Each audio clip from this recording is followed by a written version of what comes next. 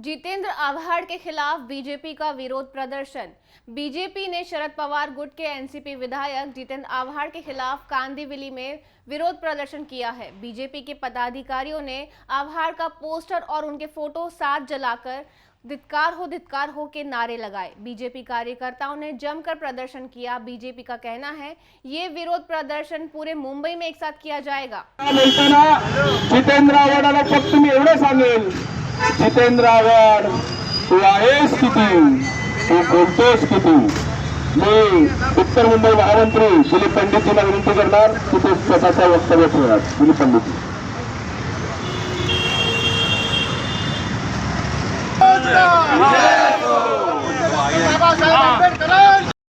होश में आओ, होश में आओ, धिक्कार है, धिक्कार है, धिक्कार है, धिक्कार है। बहुत बहुत धन्यवाद।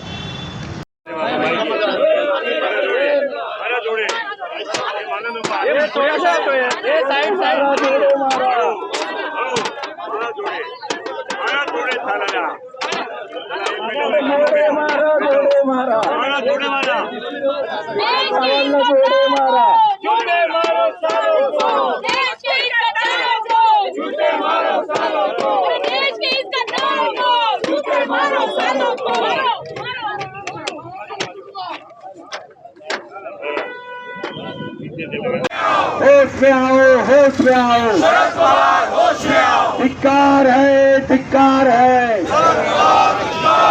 धिक्कार है, धिक्कार है। बहुत बहुत धन्यवाद। भारतीय राज्यघटनेचे निर्माते महामानव भारतरत्न परमपूज्य डॉक्टर बाबासाहेब आंबेडकरांच्या तस्वीरी फाडण्याचं काम हे आमदार जितेंद्र आव्हाड यांनी केल्याबद्दल आज संपूर्ण महाराष्ट्रभर आंबेडकरी जनतेच्या मनामध्ये तीव्र संताप आहे।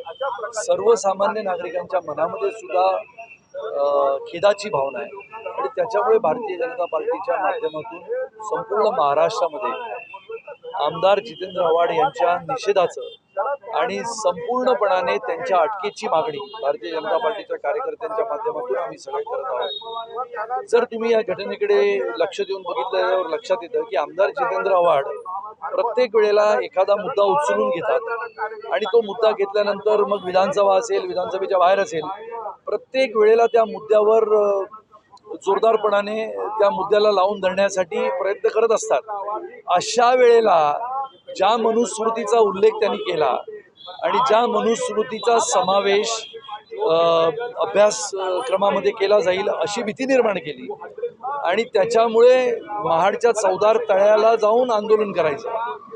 ज्या पवित्र अशा महाडच्या चौदार तळ्याला जो सत्याग्रह परमपूज्य डॉक्टर बाबासाहेब आंबेडकरांनी केला त्याचा इतिहास संपूर्णपणाने या महाराष्ट्राला आणि देशाला माहिती असताना परमपूज्य डॉक्टर बाबासाहेब आंबेडकरांची छबी म्हणजे तस्वीर, फोटो फाडला जातो लोकांसमोर आणि एक आमदार असं करतो कृत्य, हे स्वाभाविकपणाने निषेधाचं आहे आणि त्याच्यामुळे संपूर्ण महाराष्ट्रामध्ये आज त्यांच्या अटकेची मागणी होते, ही रास्त आहे आणि त्याच्यामुळे जितेंद्र आव्हाड यांनी केलेलं हे कृत्य हे निंदनीय असं आहे। नाही, असं आहे ना की हे कृत्य समंजसपणाचं एखादा आमदार, एखादा लोकप्रतिनिधी करू शकतो आणि त्याच्यानंतर तो सोयीस्कररित्या माफी पण मागू शकतो। हे जर त्यांनी दुसऱ्या कुठच्याही व्यक्तीने असं कृत्य केलं असतं तर जितेंद्र आव्हाडांनी केवढं मोठं ड्रामा केला असता। त्यामुळे नाटकबाज जितेंद्र आव्हाडांनी आता तरी नाटक बंद करावं अशी मागणी समस्त कार्यकर्त्यांच्या माध्यमातून आम्ही करतो।